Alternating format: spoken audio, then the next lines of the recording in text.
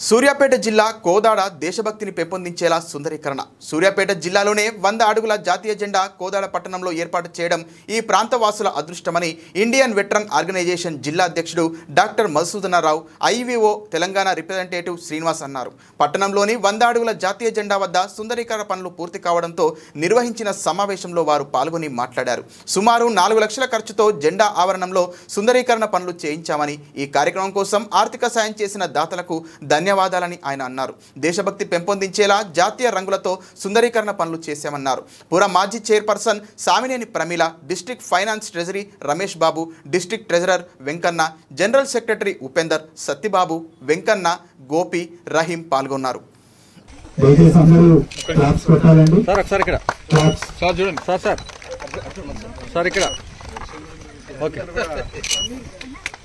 भारत माता की जय, भारत माता की जय, भारत माता की जय. వీలైతే మనకి గవర్నమెంట్ కలవడానికి కూడా ఒక అపాయింట్మెంట్ కూడా మనం ఫిక్స్ చేస్తున్నాం. ఎందుకంటే స్టేట్ రిజర్వేషన్లు అనేది స్టేట్ గవర్నమెంట్ కల్పించుకోవచ్చు అనమాట. కాబట్టి వాళ్ళు అనుకుంటే వాళ్ళు ఇవ్వడం ఈజీ. కాబట్టి మన పిల్లలకి, ముఖ్యంగా మన పిల్లలు పెద్దవాళ్ళు అవుతున్నారు కాబట్టి వాళ్ళకి రావాలంటే కూడా 5% రిజర్వేషన్ ఇచ్చే విషయం మాత్రం మనం ఒకసారి ప్రపోజ్ చేయాలి.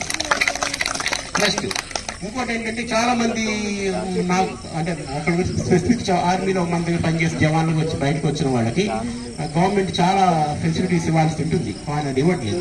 సో ముఖ్యంగా ల్యాండ్ విషయాన్ని. Thank you sir, DSC sir, thank you very much. అలాగే ఇప్పుడు ఓపెనింగ్ కార్యక్రమాలు అందరూ పాల్గొన్నది మీకు అందరికీ కూడా ప్రత్యేకంగా ధన్యవాదాలు తెలియజేస్తున్నాము.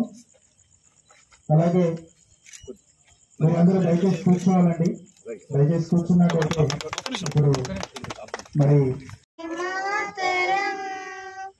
వందే మాతరం సుజలాం సుఫలాం మలయజ శీతలాం సస్యశ్యామలాం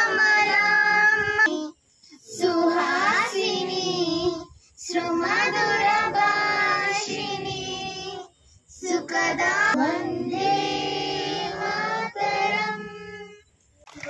ఆ సాంగ్ వస్తేనే పెట్టండి నాన్న, లేకపోతే దాన్ని బంద్ చేయండి.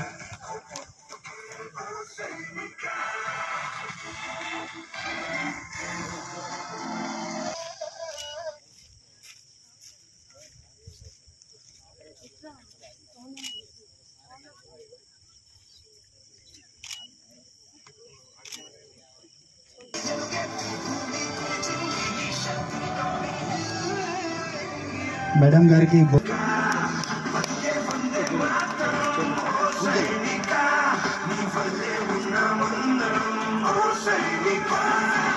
గర్వంగా ఉందని చెప్పి నేను ఈ సందర్భంగా మనం చేస్తున్నాను. మరి భిన్నత్వంలో ఏకత్వం మన ఒక్క భారతదేశంలోనే ఉంది తప్ప 142 కోట్ల మంది ఉన్నటువంటి ప్రజాస్వామ్యమైనటువంటి మొత్తం ప్రపంచంలో పెద్ద ప్రజాస్వామ్య దేశం మన భారతదేశం. ఇక్కడ అందరికీ ఉన్నది. ఇంతకుముందు మతం గురించి, కులం గురించి చెప్పారు. సోఫియా ఖురేషిది ఏ కులం అండి, ఏ మతం అండి? ఆమె జస్ట్ 26 ఏళ్లకి పోయి సింధూర్ ఆపరేషన్ చేసినటువంటి ఆమెను ముస్లిం మతం అందామా, భారత మతం అందామా, ఏ మతం అందాం? నృత్యాలు కొంతమంది అనకూడదు భాష, కొంతమంది ఆమెను కూడా ట్రోల్స్ చేసి, ఆమెను కూడా మీన్స్ చేసి రాయటం జరిగింది. చాలా బాధగా అనిపించింది. ఆ తల్లి నిజంగా ఎంత గర్వం అంటే, ఆ సోఫియా ఖురేషి గారు నాకంటే చిన్నదైనా నేను ఆ పాదాలకి నేను దండం పెడుతున్నాను. ఏ మాత్రం మనకి ఇంత కూడా ప్రాణహాని జరగకుండా ఎక్కడ కొట్టాలో, క్యారం బోర్డులో ఎక్కడ కాయను కొట్టాలో ఎలా కొట్టిందో అదే విధంగా ఉగ్ర స్థావరాల మీద కొట్టేసి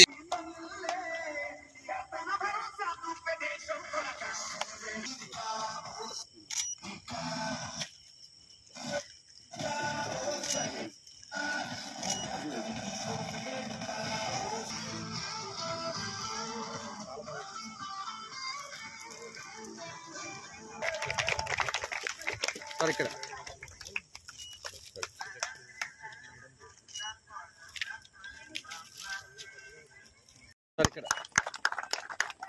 మీరందరూ కూడా ఈ కార్యక్రమంలో పార్టిసిపేట్ చేయగలరు. కొంచెము ఎనర్జీతో మరి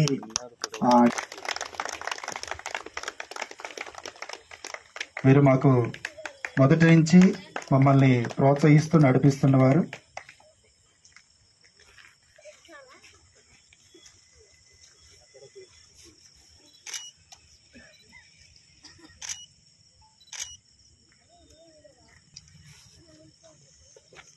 బ్యాక్గ్రౌండ్ లో థీమింగ్ సాంగ్ ఏదైనా సాంగ్ పెట్టు. అలాగే మా ఫైనాన్స్ అలాగే వారు సింధూర్ అమరవీరులకి శ్రద్ధాంజలి ఘటిస్తారు.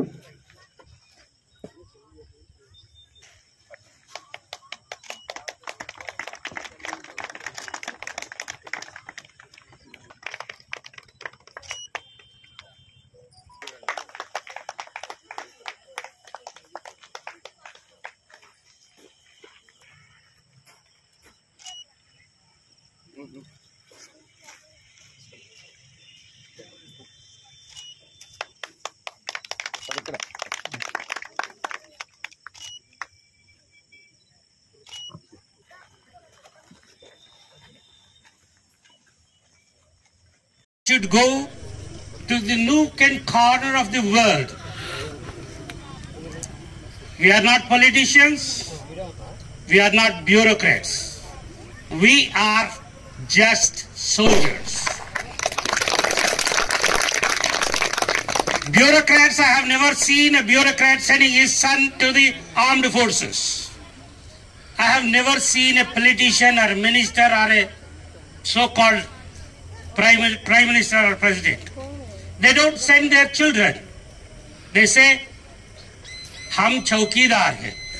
నా పేరు శ్రీనివాస్, ఇన్స్పెక్టర్ శ్రీనివాస్ శివనాథుల. నేను మాజీ సైనికుడిని.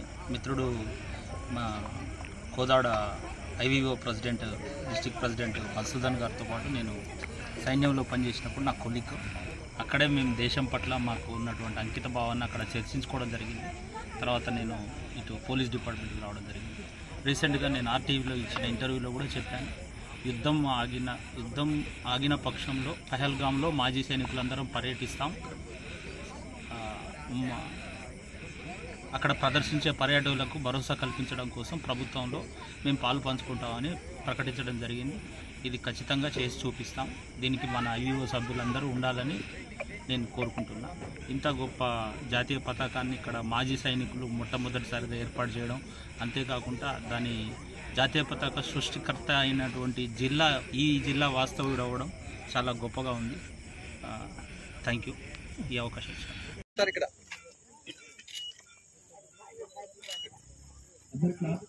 దయచేసి ఎంకరేజ్ చేయాలి.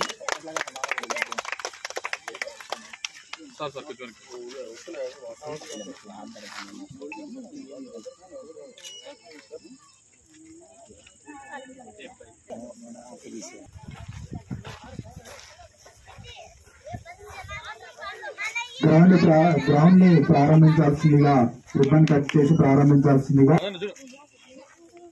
దయచేసి అందరూ క్లాప్స్ కొట్టాలండి. సార్ ఇక్కడ క్లాప్స్. సార్ ఇక్కడ ఓకే. భారత్ మాతా కీ జై, భారత్ మాతా కీ జై, భారత్ మాతా కీ జై. జై జవాన్, జై కిసాన్, జై జవాన్, జై కిసాన్, జై జవాన్, జై కిసాన్. ఫ్యామిలీ మెంబర్స్కి ధన్యవాదాలు. ఎందుకంటే ఇది మన నేషనల్ ప్రెసిడెంట్ జయశంకర్ గారు స్పెషల్ పర్మిషన్తో ఇక్కడ యూత్ వింగ్ నేను తీసుకోవడం జరిగింది. యూత్ వింగ్ అంటే veterans, youth wing and women wing, ఈ మూడు కలయికతో ఈ ప్రపంచంలోనే ఏదైనా సాధ్యం అని తెలియజేసేందుకు నిలువెత్తు నిదర్శనం సూర్యాపేట చేసే యాక్టివిటీస్.